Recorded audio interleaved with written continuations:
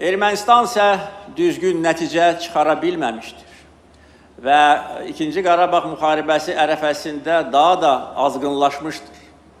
Bizə qarşı yeni ərazi iddiaları ilə çıxış etməyə başlamışdır.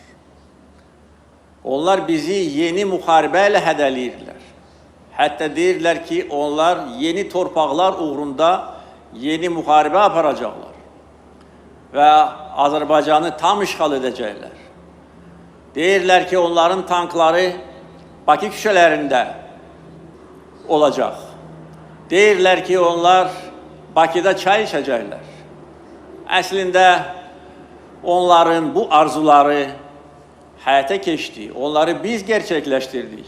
Onların tankları bugün Hərbi Qənimət Parkında nümayiş etdirilir.